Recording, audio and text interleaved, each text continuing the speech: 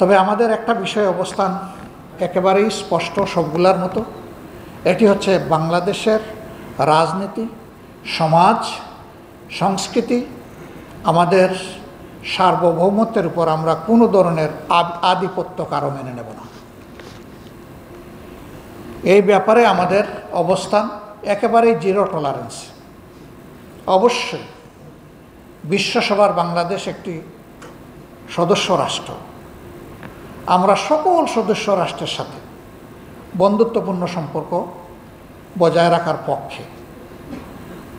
আমরা সবাইকে সম্মান জানাতে চাই, তাদের ন্যায্য পাওনা আমাদের কাছে যা আছে তাও দিতে চাই, কিন্তু বিনিময়ে আমরাও সম্মান চাই। তারাও যেন আমাদের প্রতি সম্মান প্রদর্শন করে, আমাদের যা ডিউ, যা পাওনা, সেটা যেন তারা আদায় করে, সে দেশ যেটাই হোক।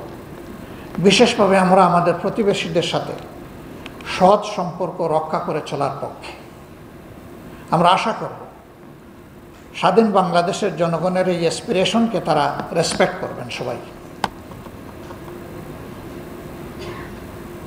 সম্মানিত বন্ধুগণ, বাংলাদেশ জামাতে ইসলাম ইনশাআল্লাহ আমরা আশা করছি হাইকোর্টের রায়ের মাধ্যমে অতি দ্রুতই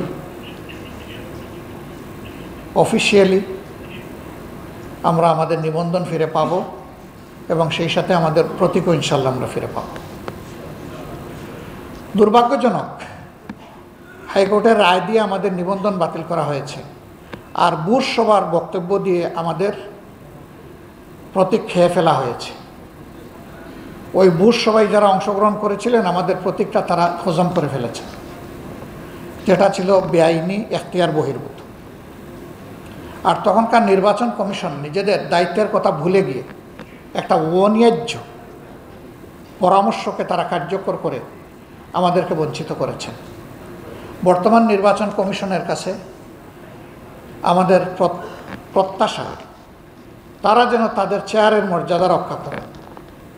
আমরা কারো কাছে কোনো ফেভারিজম চাই না, কিন্তু কারো প্রতি কোনো ডিসফেভারিজম আমরা দেখতে চাই না। এই ঈদে জামা জুতো অ্যাকসেসরিজের ডিসকাউন্ট।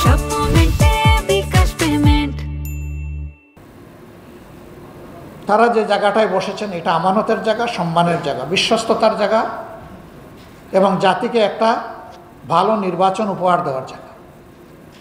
আমরা আশা করব তারা তাদের সম্মান নিজেরা রক্ষা করবেন।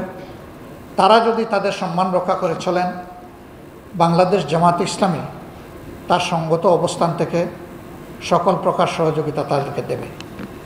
কিন্তু যদি এখানে কোনো ব্যতিক্রম আমরা লক্ষ্য করি, তাহলে অবশ্যই সে দায়িত্ব আমরা পালন করব, আমরা চুপ থাকব না। তবে আমরা আশা করতে চাই যে তারা সঙ্গত দায়িত্বটাই পালন করবেন। আগামীর বাংলাদেশ সত্যিকার অর্থে একটি গণতান্ত্রিক, মানবিক, দুঃশাসন এবং দুর্নীতিমুক্ত বাংলাদেশ হোক, সেটা আমরা দোয়া করি। যুব সমাজের প্রতি আমাদের কমিটমেন্ট,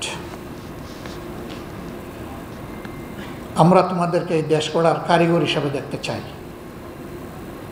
এবং কারিগর হিসাবে তোমাদেরকে গড়ে তোলার জন্য আমরা আমাদের দায়িত্ব পালন করতে চাই।